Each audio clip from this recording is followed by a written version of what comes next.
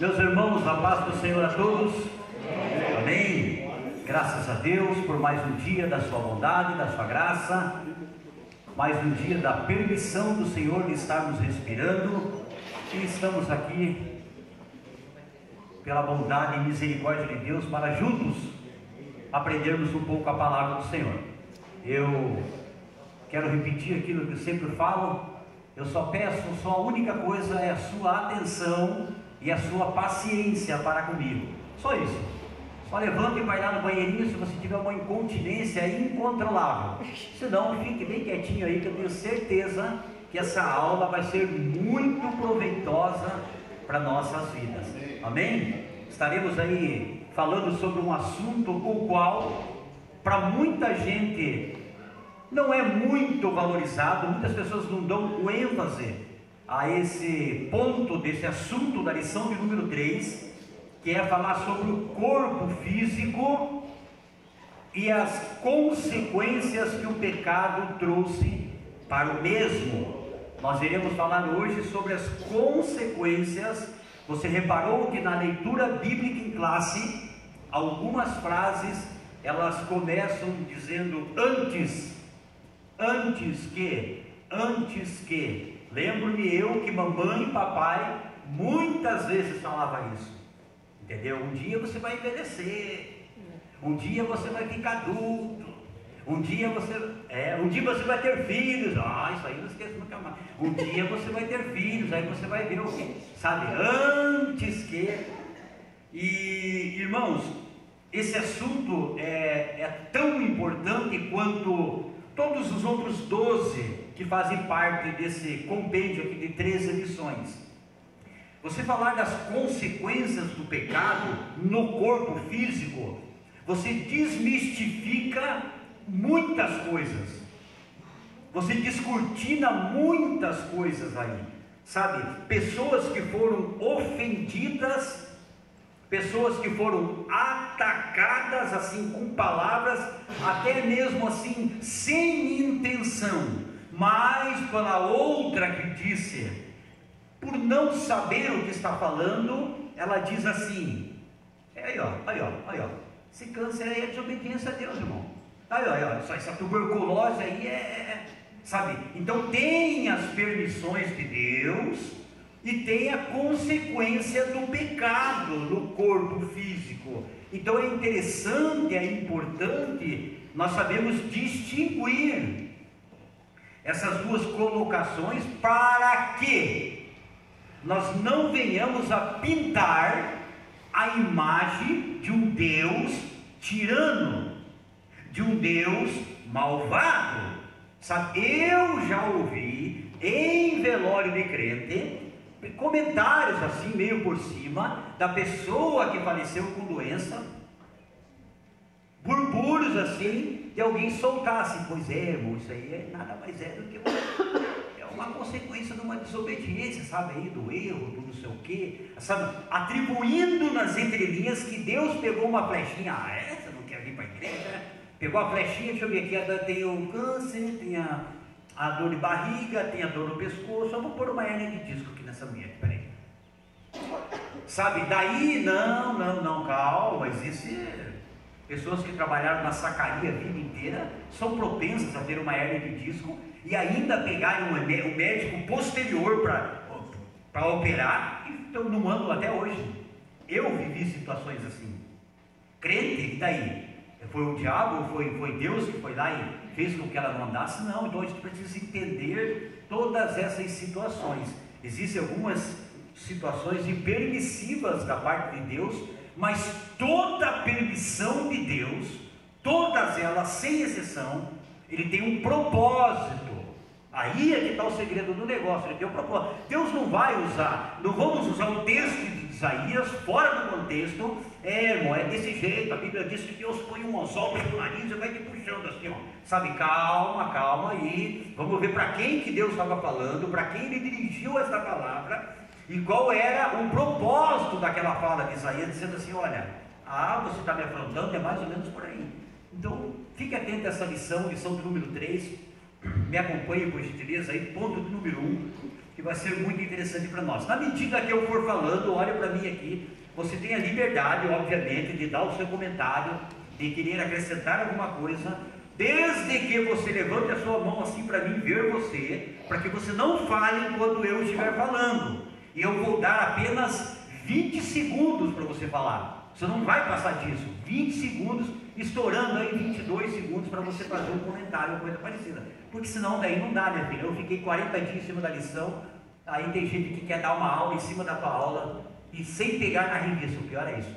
Amém? Vamos lá, só para a gente ficar dentro de uma ética interessante aí. Ponto número 1, então, da perfeição.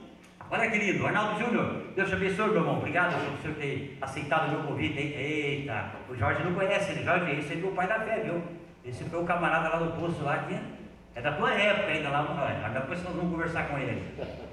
Vamos lá então, da perfeição à morte. Olha que ponto interessante. Me acompanhe na leitura, porque eu quero introduzir você dentro dos acontecimentos aqui, para que nós possamos extrair alguma praticidade para a nossa vida. Olha que interessante, a certificação divina. A palavra certificação não precisa explicar para vocês, todos aqui têm a ciência do que é o significado da palavra certificação. Olha que lindo, já começamos de 1 a 0, já saímos ganhando, dizendo assim: nós somos certificados por Ele, selados por Ele, garantido por Ele. Eu e você não temos a mínima dúvida que somos filhos do Pai. Nós não temos a mínima dúvida que quando Ele disse em João 14 que iria nos preparar lugar, um daqueles lugares é para mim e o outro é para você. Amém? Amém? Vamos lá então. O homem foi criado perfeito pelas mãos do Criador, diga a palavra lá, em toda a sua, incluindo o corpo. Quando você pega a palavra toda, pode ser que você não ouviu de alguém ainda, mas existem pessoas, claro, obviamente que na sua ignorância, por não conhecer o Criador, por não entender das coisas espirituais, no seu desespero, você já pode pegar na internet, que está cheio de histórias assim, pessoas que os seus filhos vieram com um problema físico irreversível. Aí você vai falar para ela assim, que Deus constituiu o homem, sabe, na sua instituição, em uma perfeição. Aí alguém diz assim no seu desespero: como assim, irmão? Peraí, ou Deus errou no meu, ou Deus está me punindo então. Por quê? Porque o meu filho, a minha criança, vamos por assim, a minha criança nasceu tetraplégica, a minha criança saiu com... Eu repito, muita gente que ainda não tem essa consciência das coisas espirituais, que ainda não descortinou-se no seu raciocínio a vontade soberana, a criação de Deus, ou Deus que criou todas as coisas. É natural, humanamente falando, para aquele que não conhece, ele fazer uma pergunta como essa. Mas o segredo está em eu e você saber responder, saber colocar para essas pessoas sem indiretamente ofender a Deus, sem dizer que, e fica raso quando eu não tenho uma resposta, simplesmente dizer assim, mas tudo bem, cada um é cada um, Deus quis assim. Quando eu respondo Deus quis assim, a pessoa lá que está sofrendo um problema, aí que nós terminamos de afundá-la mais ainda. Pô, então é assim que Ele quis? Então Ele preferiu que eu viesse, que eu tivesse, sabe? Então há uma necessidade de se aprender sobre o assunto, de se entender que envolve-se o pecado que degenerou a raça humana. Tem que se explicar que após isso a genética ela foi enfraquecendo. Isso é provado cientificamente. Aí não podemos deixar de falar que também aí as aberrações no sentido desobediência a Deus. E eu não posso deixar de falar que se você tem na tua família, ou se você é irmão, por favor, não se sinta ofendido ou ofendida e não fique bravo comigo, depois você me chama e briga comigo. Mas deixa nós terminarmos a aula. É cientificamente provado e a Bíblia não dá esse direito, essa legalidade, o chamado incesto, sabe?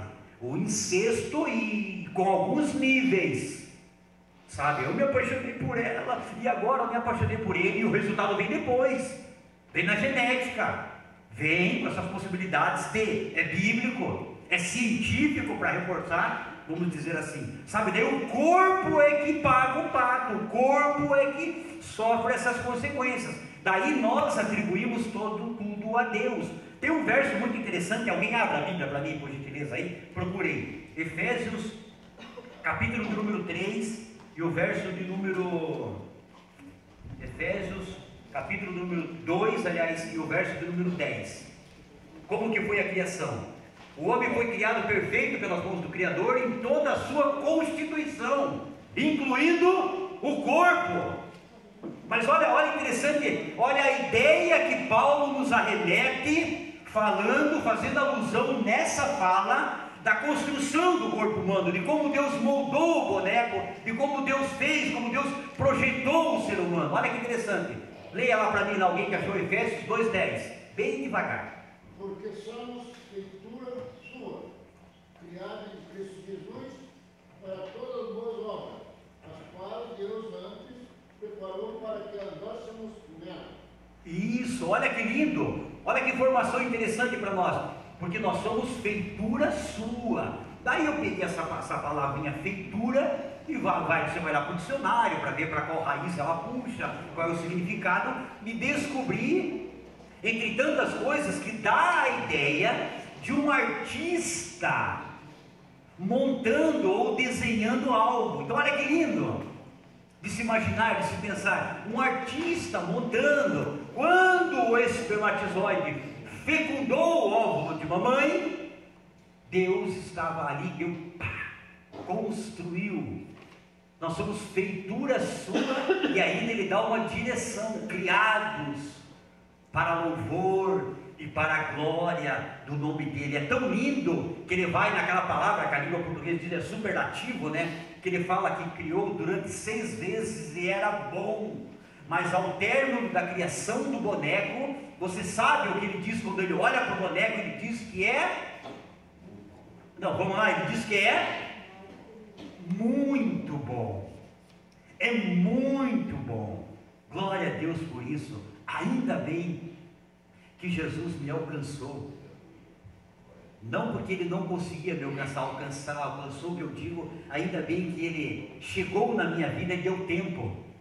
Deu tempo.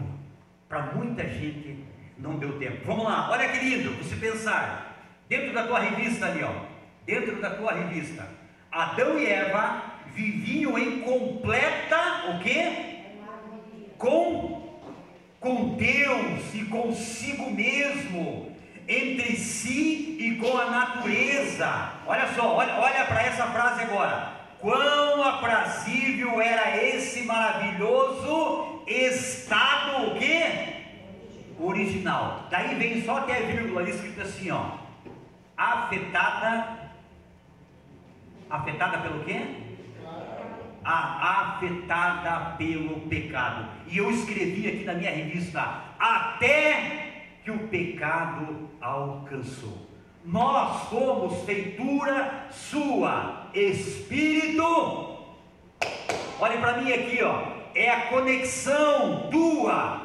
É a tua espiritualidade, é tua conexão. Nós somos criados por Deus. Espírito que faz a liga, faz a ponte, que é o fio que liga, que faz nós conversarmos entre eu e Deus. Alma, as minhas faculdades mentais, o meu obedecer, o meu ponto de decisão, o meu ponto de vontade, as minhas atitudes, espírito, alma e corpo. O boneco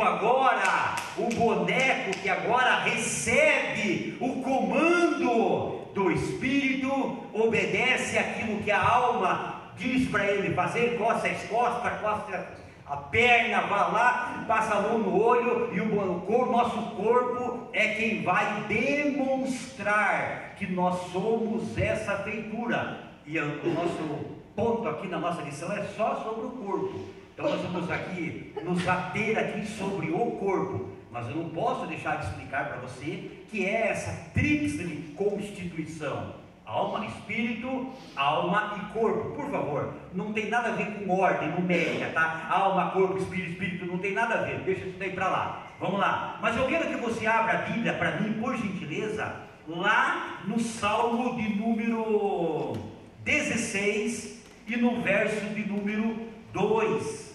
No Salmo de número 16 e no verso de número 2. É 16? Não, é 16.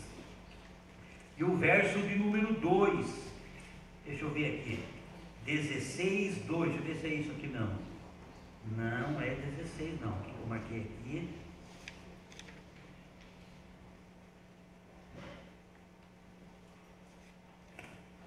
Abra lá no Salmo 95, 6, 95, 6. Aonde que está? Não está ali o menino do... Eu não marquei aqui a minha alma.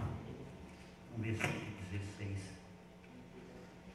A minha alma louva ao Senhor. 116 também não é. Eu não marquei certo na minha Bíblia. Mas leia para mim o Salmo de número, que eu falei aí, 95 e o verso de número 6. Vinde, adoremos e prostremo-nos, ajoelhemos diante do Senhor que nos criou. Isso, era essa a ideia que eu queria. Nós estamos falando do corpo, mas olha a obediência do corpo físico. O salmista está relatando, está nos convidando a ir ao culto, a adentrar no templo, mas a atitude aí é do corpo, mas o corpo nada mais está obedecendo uma ideia de uma conexão do meu espírito com o Espírito de Deus. Aí ele recebe a informação de quem Deus é, do que Deus pode fazer, do que Ele é, do que Ele significa para a minha vida, e o corpo reage a essas informações e ele diz: vinde, adoremos-nos, obedecendo uma ordem interior, que a minha alma exteriorize aquilo que eu estou sentindo da parte dele. Aí ele diz o quê? Repita por gentileza, irmão. Aí ele diz o quê? O meu corpo agora vai responder: Vinde, adoremos e prostremo-nos, ajoelhemos diante do Senhor que nos criou. Viu como está aí as três conexões? Vinde para onde? Vamos para o culto, vamos adorar, vamos para a campanha, vamos buscar Deus, vamos estar em conexão, o meu espírito se conectando com Ele. Aí adoremos, a minha alma tem essa vontade, aquilo que o salmista vai dizer depois lá, aquilo que o salmista tenta acalmar a alma dele que está desesperada. Olha só as conexões interiores que nós temos para com o nosso Criador. E depois o meu corpo responde, dizendo: filho, adoremos, nos ajoelhemos. Sinal de reverência, não vamos entrar aqui em pormenores, sabe? Sinal de reverência ao Criador, se dobrar, se curvar. Você pode até espiritualizar isso, não entender que seja físico, mas há uma ideia aqui que seja assim, físico mesmo, porque ele diz: nos prostremos e nos ajoelhemos diante daquele que é soberano, que nos criou, que um dia estaremos eternamente para com Ele. Amém, igreja? Então essa é a ideia de você entender que da perfeição à morte, a certificação divina, como diz aqui no primeiro tópico da nossa lição. Ponto do número 2, vamos lá então. Pecado e dor. A indizível sensação de bem-estar que o homem desfrutava era proveniente da vida que recebera de Deus e fluía em todo o seu ser. Olha que interessante agora, preste atenção comigo aqui, ó. O pecado trouxe a incômoda experiência da dor, e a dor em todos os sentidos. Foi o pecado o causador de tudo isso. Foi o erro, foi a queda, o causador de todas as dores. Foi por causa dele que a dor entrou. E nós sabemos que existem dores psicológicas, psicossomáticas, emocionais, muito mais agressivas do que propriamente às vezes uma dor física. Porque às vezes, vamos só aqui paralelizar algumas dores aqui, só para entendermos. O irmão Osni, que acabou de sofrer aí com essas terríveis dores no seu tornozelo, teve dias do senhor imaginar, eu passei por isso, operei 5 vezes a coluna, de você entrar no teu quarto com aquelas dores, mas existem os seus antídotos, os seus remédios, existe o tempo para aquela dor que a própria medicina dá, que ela vai passar, é uma fisioterapia, é um cuidado aqui, é um resguardo ali, mas existem dores aí espirituais ou emocionais aí, que a gente não consegue enxergar ali o antídoto para ela.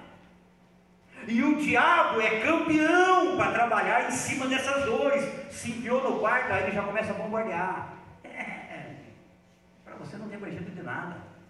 Para você não. Esqueça isso aí, pare. Esqueça isso aí. Essa semana eu conversava estava estudando a lição e conversava com um rapaz que ele faz a segurança no posto ali, que me acompanha no trabalho no dia a dia. E nós temos um grande amigo aqui em Paranaguá que ele suicidou-se. E eu fiquei sabendo que dentro da corporação aqui do 9º batalhão, alguém aqui, esse camarada era uma das cabeças mais pensantes que tinha ali dentro. Esse que eu perguntei, nem sabia que eu conhecia. Eu falei, fulano, ele falou, cara, esse cara era um dos caras mais inteligentes que eu gostava de trabalhar com ele. Pense num homem que enxergava além do negócio assim. Pense num cara que articulava, cuidado, por aqui não. Fica ligado porque não for. Um cara, um homem fora da comoção, sua inteligência humana. Começou a ir para a igreja, começou a visitar Deus, começou a conhecer as coisas de Deus. E ele disse para mim que antes de acontecer isso aí, ele disse que escutava alguma coisa. Ele estava com um problema de escutar, se de repente, escutar. Eu, quando não tinha Jesus, eu gostei de me alugar com isso aí. Parece que chamaram eu lá fora.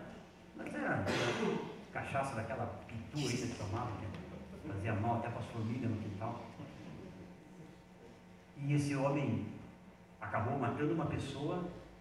E do caminho do lugar, aconteceu pro lado de cá da cidade, para não falar os bairros, e ele foi pro lado de cá. Nesse caminho ali, 3, 4 quilômetros, o cara que não era crente, que trabalhava com ele, falou para mim, Cezinha, ele teve a oportunidade, Cezinha, dali de rever o que ele ia fazer, ele já fez a besteira lá, mas aí, como ele disse que ele estava ouvindo aquelas vozes, dizendo para ele, a melhor coisa que você tem é você eliminar, porque ele ligou para um fulano antes disso. E ele dizia que alguma coisa estava dizendo para ele, cara, a melhor coisa agora é acabar com a vida, porque o negócio agora é acabar com a vida, é tirar. E ele tinha comprado uma baita de uma arma, assim, fora do comum, do normal dessas que trabalham, e pá, na sua boca. Então existe aí, irmãos, essa brecha que o diabo pega, ele trabalha no psicológico, no emocional, mas o corpo é que vai pagar por isso. É o corpo que não quer tomar mais banho, é o corpo que não quer escovar mais os dentes, é o corpo que não quer saber de higiene, é o corpo que não quer saber de se alimentar, é o corpo que é agredido por essas coisas daí. E nós precisamos entender isso, não é? Não adianta ir lá dizer, fulano está enfiado no quarto, vamos lá orar por ele, por ela, vamos lá tentar ajudar, e está lá definhando, não é chegar lá e dizer, ei, levanta isso aí, rapaz, que homem que é você, que mulher que é você, não. Temos que entender que a consequência do pecado atingiu essa parte espiritual do negócio.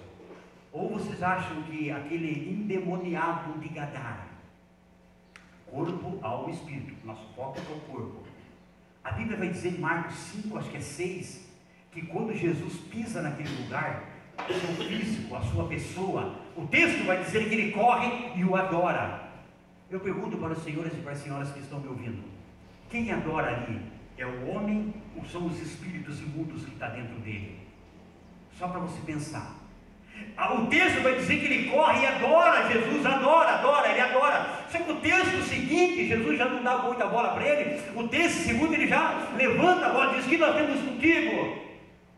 Não chegou a nossa hora.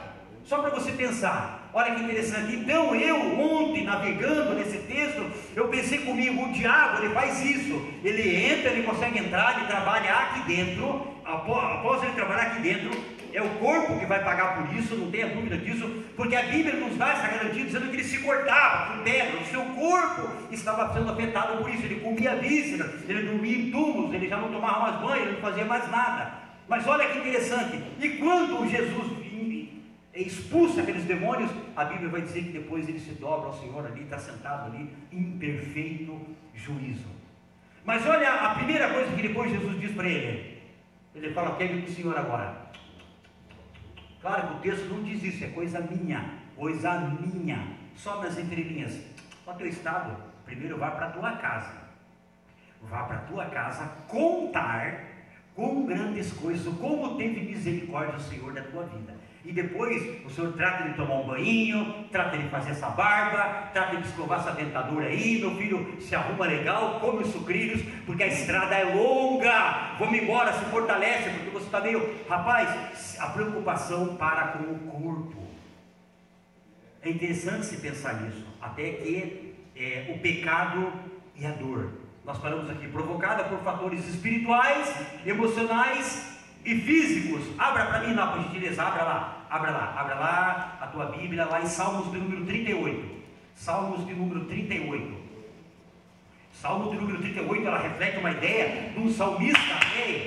O salmista estava sofrendo algo espiritual, meu irmão, e estava atingindo o seu físico ao ponto de... Olha que narrativa interessante para nós aprendermos, que às vezes você se encontra numa situação como essa. Às vezes eu me encontro, por quê? Porque o pecado trouxe dor, só que eu preciso identificar onde ela está, sabe? Às vezes não é só alguém lá impondo a mão. Gente, um abraço carinhoso, uma boa conversa, uma companhia, um tempo doado junto com a pessoa, sabe? A pessoa se sentir acompanhada, entenda o que eu estou falando? Se sentir acompanhada por alguém, ter uma pessoa do meu lado. Não, fica tranquilo, eu estou aqui para te ajudar, estou fraco, eu estou aqui para te ajudar. Olha, o Salmo de número 38, alguém leia para mim, por gentileza, e o verso de número 3, por favor. Não há coisa sã na minha... Devagarzinho, vamos lá, Salmo de número 38. Não há coisa sã na minha carne, por causa da tua cólera, nem há paz em meus ossos, por causa do meu pecado. Amém. A minha versão, é consequência de dor, pecado e dor. A minha versão, por causa da tua ira, Senhor, desobediência ao pecado, estou muito doente, o meu corpo está todo enfermo, por causa do pecado. Ele reconhecia que o pecado dele, a cólera dele, a cólera que ele estava sofrendo, que era a ira de Deus, que está escrito no texto, o seu corpo estava com dores. E às vezes, olhe para mim, vamos identificar, hein? Deixa eu te falar uma coisa para vocês aqui, ó. Como vocês já estão verdes de saber, por eu ter operado 5 vezes a coluna, como que ficou o meu psicológico? Você acha como é que ficou minha mente? Irmão, a formiga mordia meu dedinho, a coluna. Sabe, batia o dedo da mão aqui, coluna, hérnia, voltou a hérnia. Psicológico. Aí o doutor, lembro até hoje, o doutor falou assim, está fazendo o que? Eu falei, nada. Ele falou assim, tira hospital, anestesia, agulha, clima, tira isso aí da mente, vai fazer alguma coisa. Junho de 2013, e eu venho agora, pai, encostado na fibra, vou fazer o quê? Aparece na minha vida um homem chamado João Monteiro, mais conhecido como João do Caminhão. Aí eu vou espiritualizar, não é para passar vergonha a ninguém, tá? Mas o João tinha levado as multinhas, daí a carteira dele teve que fazer reciclagem, né? Daí ele falou assim, pô, eu precisava de um motorista bom aí, cara, precisava de um motorista que soubesse dirigir, né? Aí, Jorge, aí eu falei, bom, a gente aprendeu aí, né, cara, vamos ver como é que é a vida, né? Aí o João falou, quer viajar comigo? Aí eu fiquei 2 meses e pouco viajando com o João. Foi a melhor terapia para o meu corpo físico. Que coisa linda, eu comecei a me preocupar e dar risada com esse homem, viajar, e nós fomos para o Rio de Janeiro, eu levei 2 comprimidos fortíssimos. Eu ficava drogado com o remédio, só para você ter uma ideia como era forte. Eu ficava drogado mesmo com o remédio. E eu levei 2, eu levei para o Rio, mas eu fui daquele volante,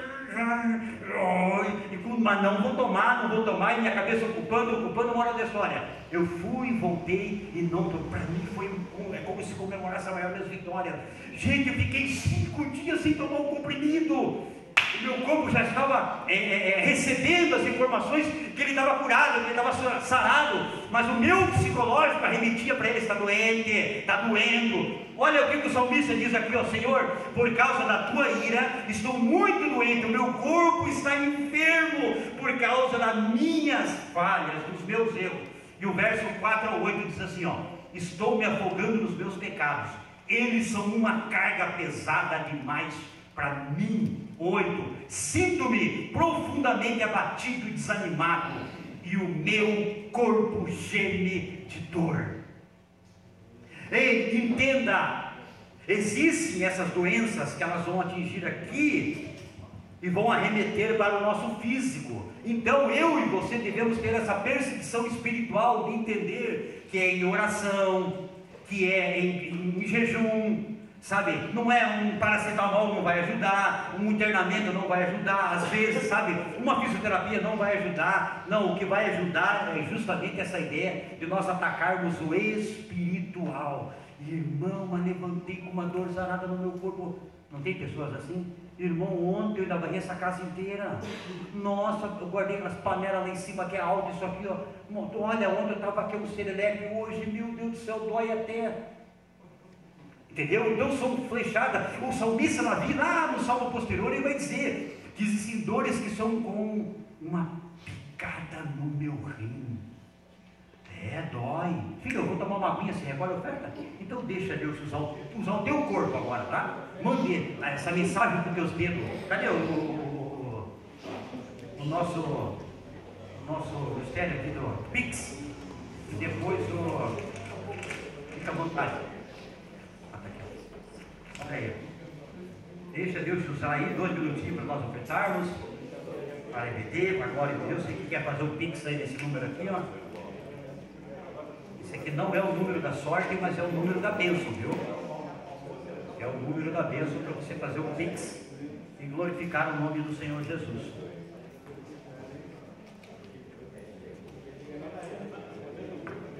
Meus irmãos, deu para nós entendermos então? Ei, você está comigo aí? Amém? Pecado e dor. Olha que tristeza, pecado e dor.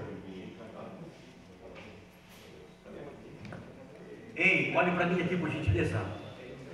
O pecado, antes do homem sentir essas dores físicas aí, olha só que interessante você pensar nisso. O ser humano, ele era movido, ele convivia numa íntima comunhão profunda com Deus. Existia ali uma conexão fora do comum entre Deus e a sua criação. Agora, o homem, depois da queda, depois do pecado, houve ali uma desassociação dessa comunhão. Essa atitude aí fez com que levantasse uma barreira entre Deus e o ser humano. E o ser humano fica vulnerável agora. Irmão, eu faço uma pergunta para as senhoras e senhores que me ouvem. Quanto tempo você acha que levou para aparecer a primeira doença aqui na Terra, após queda? Quanto tempo você acha que o homem levou para sentir alguma coisa sobre o efeito do pecado? Irmãos, foi instantâneo o negócio. Foi instantâneo. Mais no outro tópico aqui nós vamos entrar aqui nas reações do corpo. Sabe, hoje você ouve testemunhas de médicos que ele sabe, inclusive esse que operou, que ele é libanês, um homem muito estudado. Ele sempre falava, Jorge, para mim, dessa parte psicológica. Ele sempre dizia, ele falou: se ocupe, duas coisas que ele sempre pediu: se ocupe e não engorde. Eu falei: pô, não engordar, não me preocupo com isso, eu não engordo, não tem jeito não, mas se ocupar. Ele falava: se ocupe, porque começa aqui, ó, sem ter esse conhecimento que nós temos aí, porque começa aqui, ó. Começa aqui, ó, e atingiu aqui, meu irmão, já começa a dar os efeitos aí, ó. Quantas pessoas que foram para uma clínica, um hospital, para serem diagnosticados com algo, e chegou lá, para surpresa, não tinha nada. Aí vai-se depois saber que era emocional, era psicológico, e também uma consequência do pecado. Ei, eu vou sair desse ponto, mas eu não posso deixar de falar. Deixa-me te dizer uma verdade aqui para você e para mim, em primeiro lugar. Existem dores que nós estamos carregando em nosso corpo físico, que chama-se pecado enrustido, pecado embutido, pecado, como diz os bons aí, de estimação. Nunca passa essa dor, nunca tem paz, nunca para de chorar, nunca está no estado de alegria. Esse estado de desassociação que houve após queda tem que acabar, porque o Espírito de Deus desceu e habitou agora entre nós, nos associando novamente ao Pai. O escritor aos Hebreus vai dizer que nós temos que chegar agora diante do trono da graça, nós temos toda a liberdade para chegar diante do Pai em orações.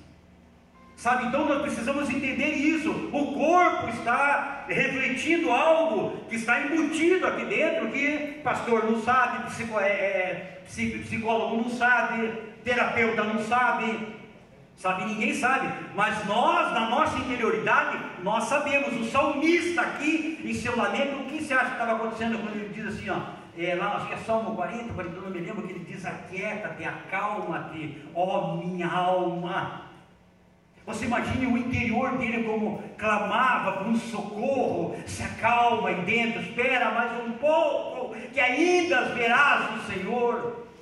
Sabe, então fica aí um pensamento para nós entendermos que o pecado veio, trouxe dor, trouxe prejuízo, trouxe essa separação, mas a partir do momento em que Cristo pisou nessa terra, pagou o preço, Ele agora é o nosso antídoto contra essa doença chamada pecado. Nós não conseguimos parar de pecar, mas nós diminuímos a atitude de pecador, nós conseguimos refrear isso aí, e temos a liberdade, a oportunidade de, quando errar, entender e pedir perdão ao Senhor, porque o sangue de Jesus nos purifica de todo pecado. Amém, Jesus?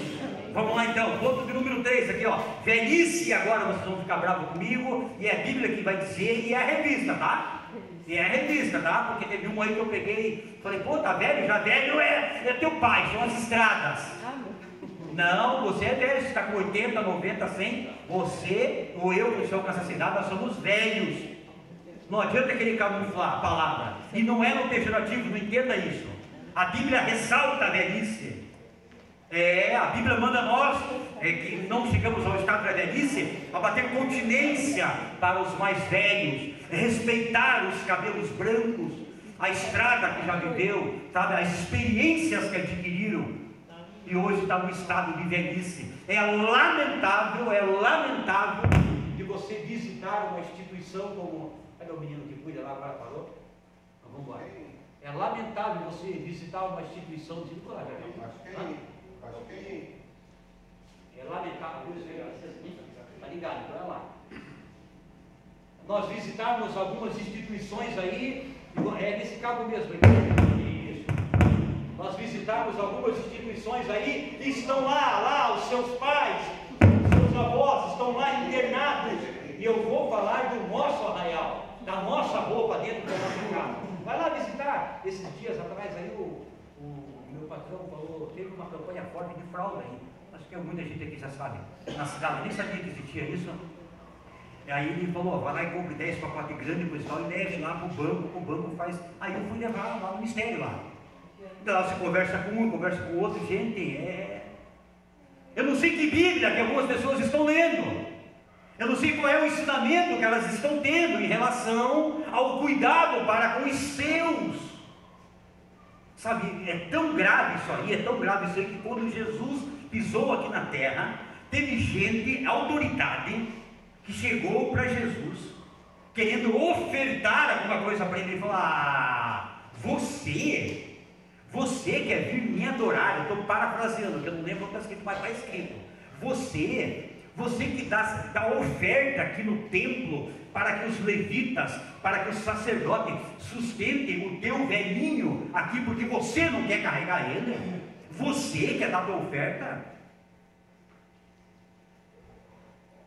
Eu sou o maior ofertante de missões, ninguém ganha de mim nas ofertas alçadas. Eu sou um cara que, se o pastor fala: vamos lá na rua evangelizar, eu pego o meu foguete e vou. Amém por isso. Tá, vamos lá, vamos ver como é que está o cuidado para com os domésticos da fé. Prioridade, escala de prioridade. Primeiro, domésticos da fé, casa, os mais íntimos. Aí, filho, aí não adianta. Aí não adianta, depois não vai querer escutar aquela frase. Ei, eu não vos conheço. Olhe para a tua revista, por gentileza. Dentro do grave quadro de adoecimento mental que marca a sociedade hoje, um novo transtorno tem sido diagnosticado.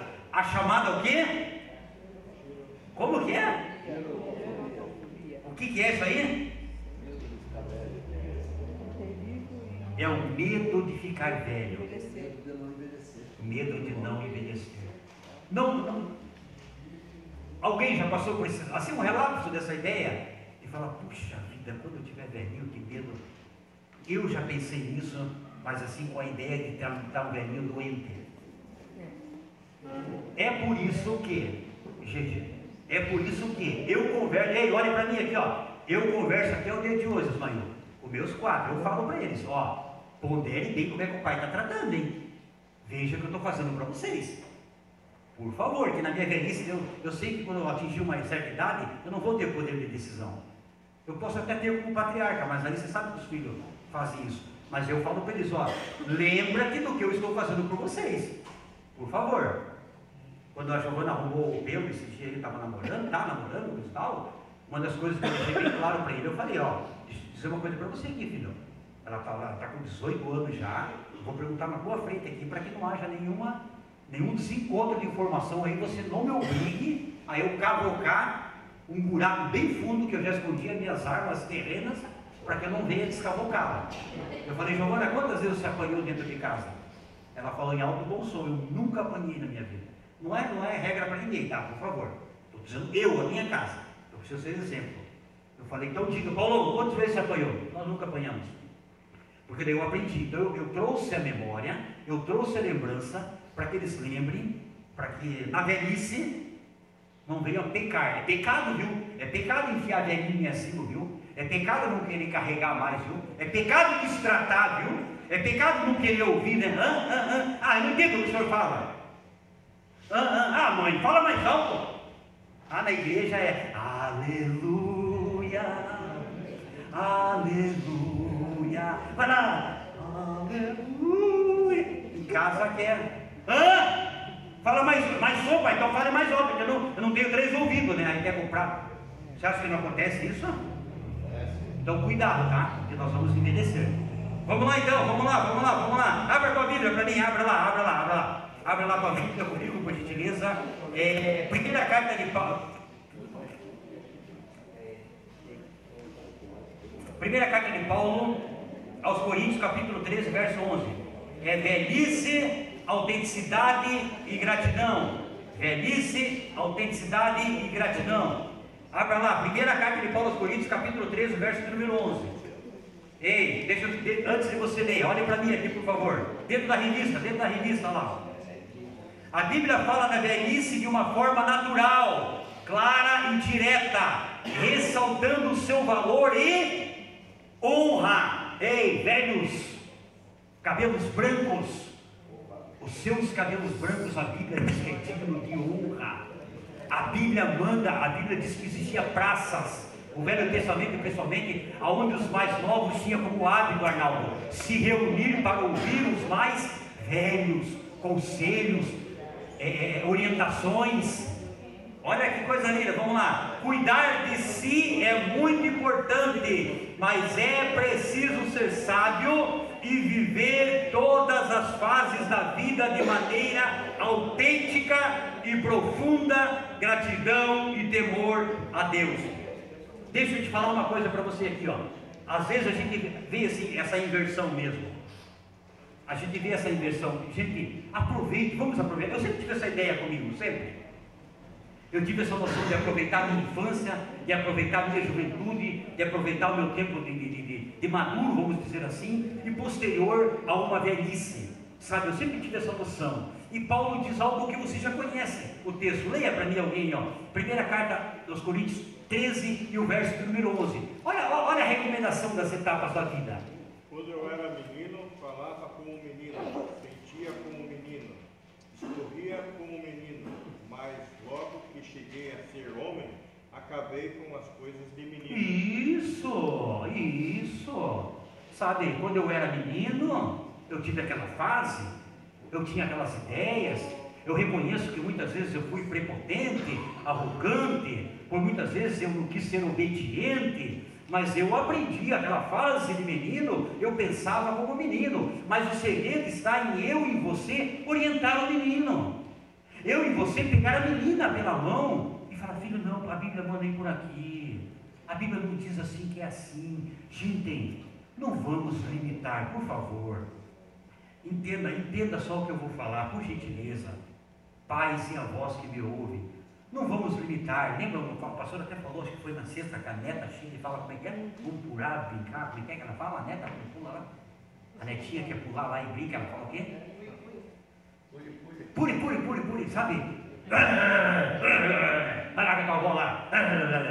Não, gente, deixa viver a fase, vamos viver a fase, vamos curtir a fase, sabe, tanto sua para alcançar uma velhice, como a dos outros netos, dos filhos. Como é gratificante isso. O avô é para isso, meu irmão. O avô é para pegar nas costas, o avô é para derrubar o suco sem querer.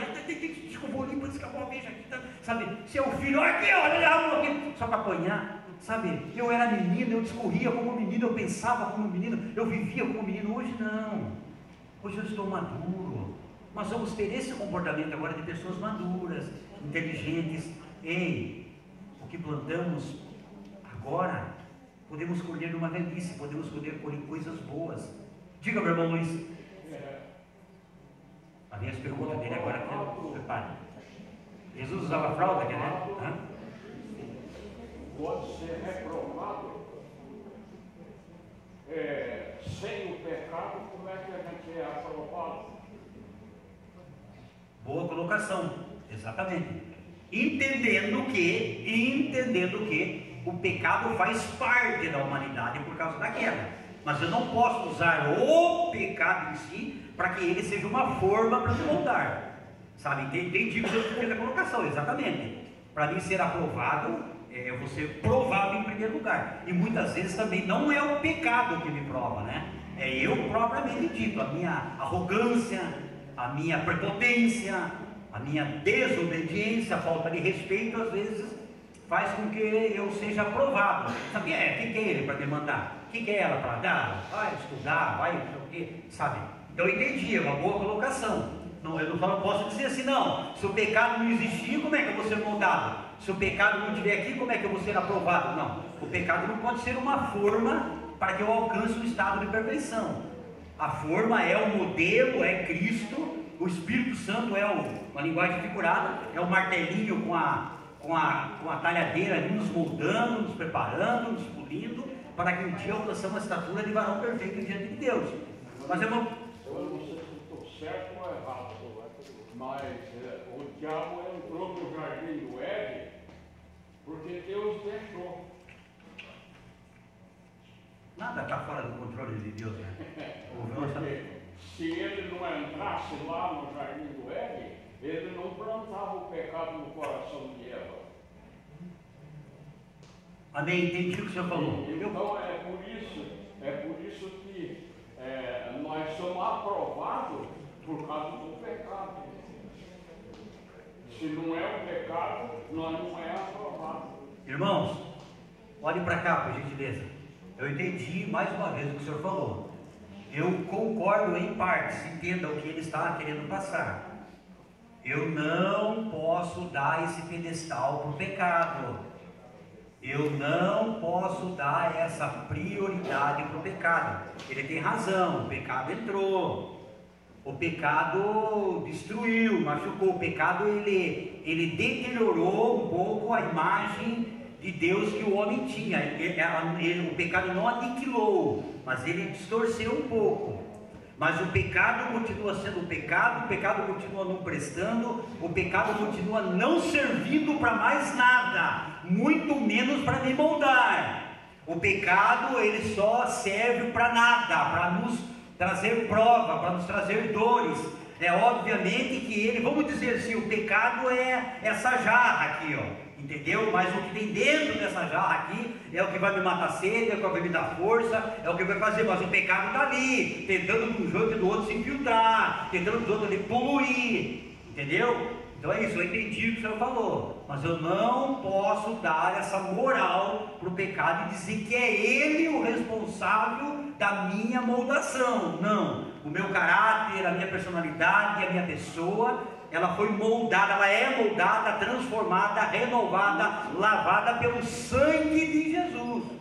O pecado é uma consequência do livre-arbítrio do homem. Ele entrou, ele está aí, e de uma vez só ele vai ser aniquilado assim que Jesus tirar a igreja da terra, e mais coisas irão acontecer. Essa ideia de mim, porque Deus admitiu o diabo entrar no jardim do Éden. Ele admitiu, amém? É isso mesmo. Porém, nós não podemos descartar a ideia que ao mesmo tempo que Deus permitiu que eles entrassem, o casal foi dotado de um livre-arbítrio. Então eles tinham a opção de falar não. Então se eu falo assim, não, Deus permitiu que o pecado ia entrar mesmo que Adão recusasse. E se Adão recusasse? E se a Eva recusasse? Então tem que pensar nisso também. Então eles foram dotados dessa ideia de recusar, e eles não recusaram. Então o pecado está aí até o dia de hoje, tentando destruir, tirar. Outra coisa aqui, permita-me, olhe para mim aqui por favor. Eu quero descortinar uma ideia aqui também, sabe, que muita gente fala aí, mas é bíblico, e eu também não sou dono da razão, mas você depois vai pesquisar. Irmãos, o corpo é o fator principal da nossa aula. Entenda uma coisa, o diabo não está trabalhando nessa terra aqui para formar um time de futebol. O diabo não está aqui alistando pessoas no seu exército. Tem muita gente que tem essa falsa ideia. Entenda, esse infeliz, qual é o papel primordial do diabo? Fale para mim. O papel primordial do diabo é tirar você da presença de Deus. O papel principal dele, não pense, eu vejo muita gente até pregando, falando, irmão, o diabo ficou feliz com a queda de fulano. O diabo lá tem sentimento de alegria. O diabo ficou feliz porque aquele centro de magia negra lá agora houve muitos adeptos. O diabo nunca correu atrás de adeptos, irmão. O que o diabo tenta fazer, não pensa que você agrada a ele porque alguém agrada a ele, ou melhor dizendo, perdão, alguém agrada a ele porque desviou, porque caiu, porque abandonou Deus, porque está blasfemando, porque foi para uma outra religião que prega contra Deus. Não pensa que isso daí agrada o diabo, sabe? O diabo trabalha para distanciar eu e você de Deus. Entenda isso. O trabalho máximo dele é isso aí, porque se ele distanciar você e eu de Deus, com as nossas ideias, filosofias desobedientes, as nossas falsas crenças, é tudo o que ele quer, é só isso, mais nada. Por quê? Você acha que ele vai ter uma alegria, porque agora eu consegui levar o César, vai para o inferno comigo, porque eu já estou condenado? Claro que não. Ele vai minando, ele vai trabalhando, ele vai lutando para destruir a tua família, porque ele atinge você, para desviar da tua fé, enfraquecer tua fé. O papel principal de Satanás é nos distanciar de Deus. Tem muita gente brincando com isso, daí não sabe que está igual o filho pródigo, dentro de casa, mas bem longe de Deus. Vamos lá. Obrigado, meu irmão Luiz. Tópico de número 2, vamos lá, o horário está voando. Tópico número 2, o abatimento à glorificação. Do abatimento à glorificação, a realidade das enfermidades. Com o pecado, as doenças também passaram ao quê? Com o pecado, as doenças passaram ao quê?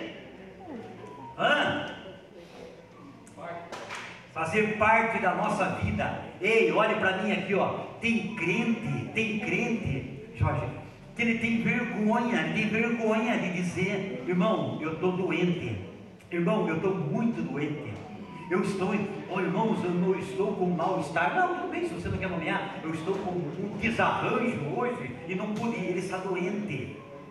Ei, para se lidar com o sofrimento, olhe para mim aqui, por favor. Tem a impressão que eu estou falando sozinho, é isso? Olhar para mim. Gostaria tanto que você me desse a sua atenção. É uma sala de aula.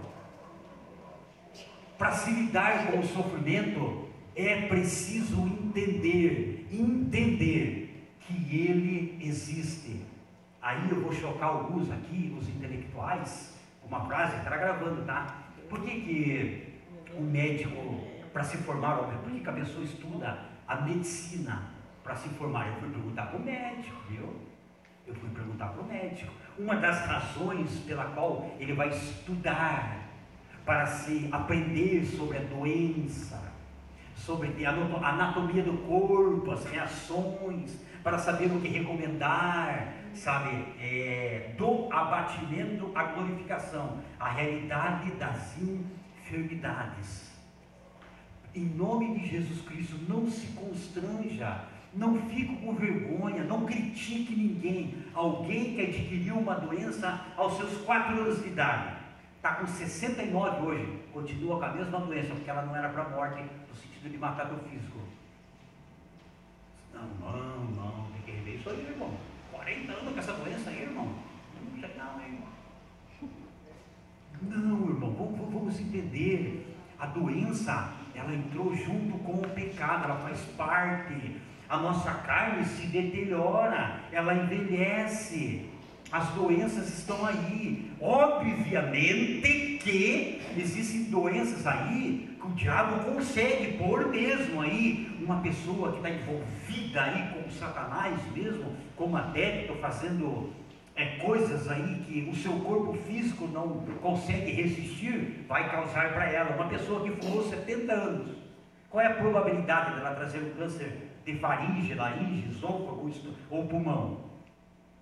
Uma pessoa que essa gordura da picanha nunca mais amo. Ele joga a carne da picanha fora e pega aquela gordura e molha na farinha. A vida inteira fazendo isso. Ai, tá com 45. Eu não sei o que. Resolve dar uma pontada aqui. Aí vai lá na esteira, corre 10 minutos. Rapaz, isso aí tá igual as valetas lá do bairro lá que ninguém limpa lá, rapaz, tá tudo entupido isso aí. Come gordura? Não, é difícil comer gordura. O quê? Você coloca quase meio litro de azeite para fazer uma... Sabe, então são consequências. Aí tem doenças que vão nos matar, tem problemas que vão nos deteriorar, vai ter que amputar. Então nós precisamos entender que para se lidar com o sofrimento, eu preciso entender que ele existe. Ele existe, existem doenças emocionais, que você não está doente, mas está, sabe, doença emocional. Então, e tudo isso afeta o nosso corpo.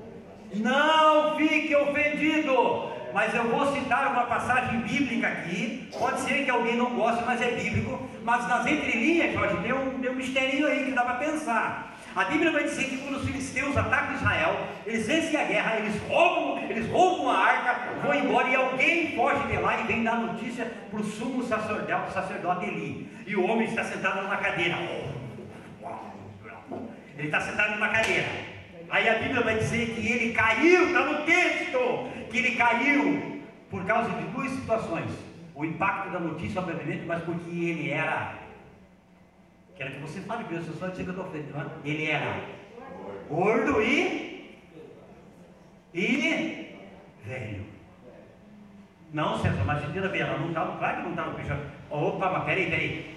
Pô, tem tanta coisa para o escritor querer dar ênfase, porque era gordo. Tive andando naquela cadeira lá, as ofertas assim, sabe?